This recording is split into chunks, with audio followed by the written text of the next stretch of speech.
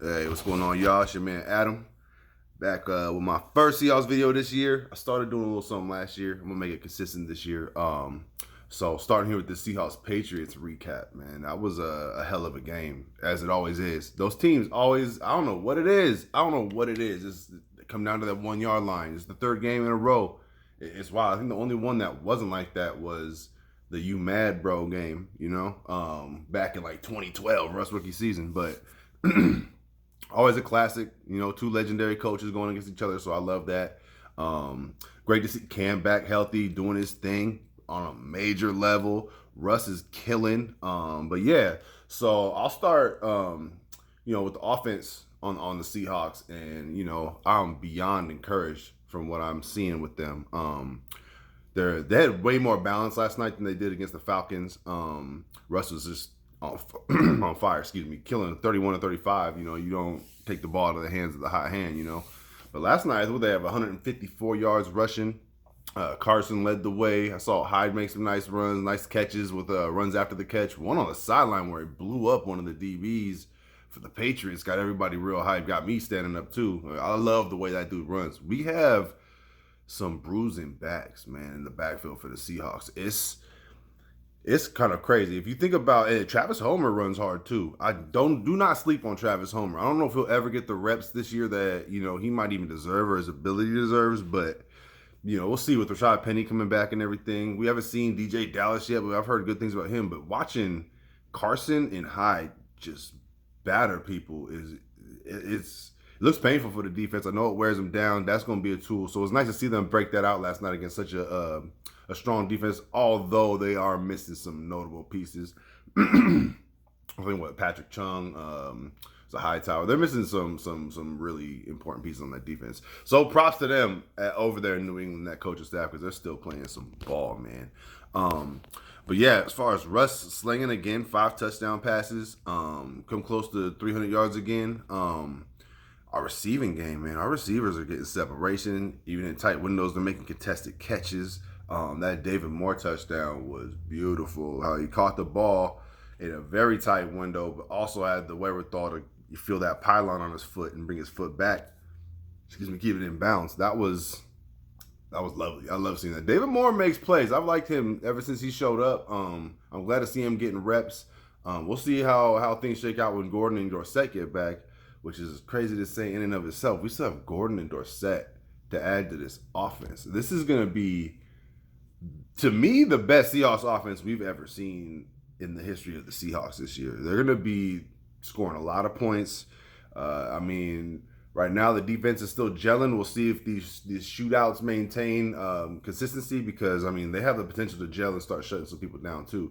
So yeah, the line. Russ, he's been under pressure a few times. It's a good defense. Was it Winovich, that DN? He made a few plays last night. He was out there being a little terror. So you gotta give props. They're going against a hell of a squad up front.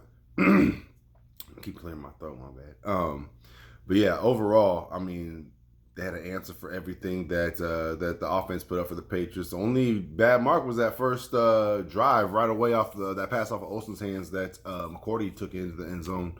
That really, without that, it's definitely not as close of a game. Who knows how that drive would have shook out, but I love the response. Just going right back down, marching your way in and hitting locker for that touchdown. And I love that Russ hit 5 different receivers, too, for his 5 touchdowns, That one to Carson was a thing of beauty at the end, too, just floating it up over the top. Carson has hands. He's going to be a weapon in the pass game. Glad I got him in fantasy, But, yeah, so looking over, flipping it to the defense. Man, you could tell they're still gelling. Diggs going out with the ejection early was huge, man. That you could tell that on the back end that there were some mistakes made. Diggs he's an eraser back there, and he tried to erase homeboy with that hit. Speaking of, you got to get the head out of that play. I wish it wasn't an automatic ejection. Sometimes it's so hard to avoid some of those things. Take the personal foul. If he does it again, get him out. But it is what it is. Seeing Blair go down 2 was tough. That's our starting nickel back. He also has safety experience. Marquise Blair is a baller. He brings that wood when he hits 2.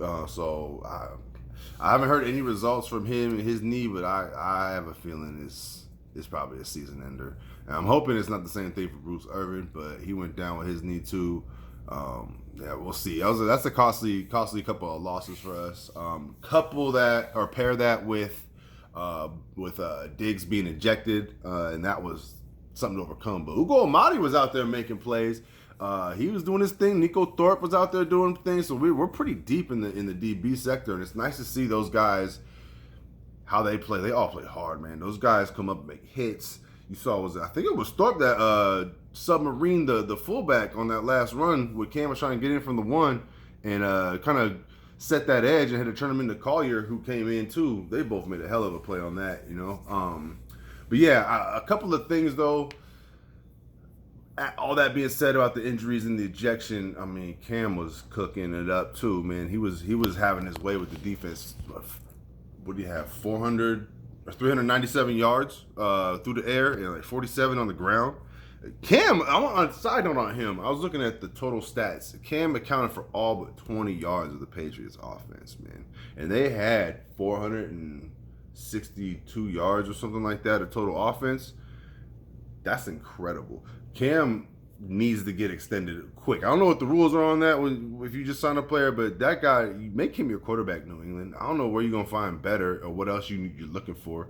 He's killing it, man. He had 2 touchdowns on the ground and 1 through the air. He did throw that pick on that nice break by Quentin Dunbar. That was a beautiful, beautiful play. Nice to see him getting the bangs a little bit.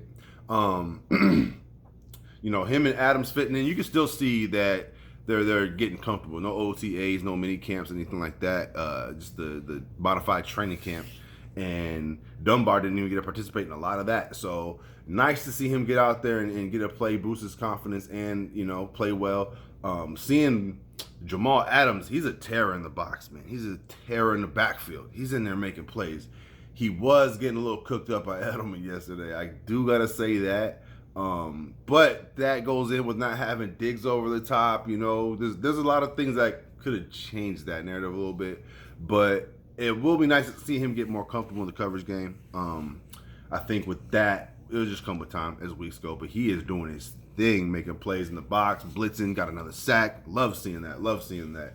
So the jury's still out for me on the defense. I know they got a gel. I know there's still time for that, and there's a lot of potential there. And who knows? Maybe they're still making moves. If Irvin's out, I mean, I can see them going after Clay Matthews or somebody like that.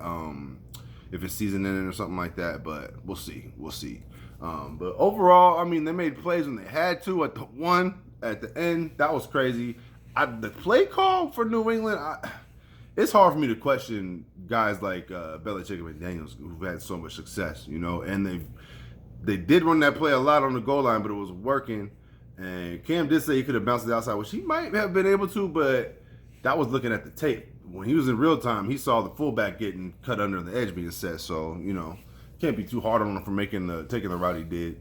But man, they stepped in, got that stop, upturned them, and that was that. But man, it's kind of funny to see the narrative now. People are questioning if Cam should have threw the ball on the one, if they should have called a pass play when, you know, go back to the Super Bowl. They talk about they should have ran the ball beast mode, you know. To me, Cam is an unprecedented physical specimen in the NFL. Just like Marshawn Lynch was an unprecedented beast of a running back, you know. So you've got to put the ball in those guys' hands. I can't question it. I don't know if I would have called the same player something different, you know. So the game went how it went, 35-30 win for the Seahawks. Keeping this thing rolling. Dallas is next. We'll see how that goes, man. We'll see what this week brings. But I'm excited overall for the season, especially for the offense. You know, we've been accustomed to strong defenses, even though last year was a big exception to that. But we have never seen an offense like we're about to see. If we get Josh Gordon out there and Philip Dorsett just burning, we can go 4-5 wide with these guys. And it's uncoverable with Russ.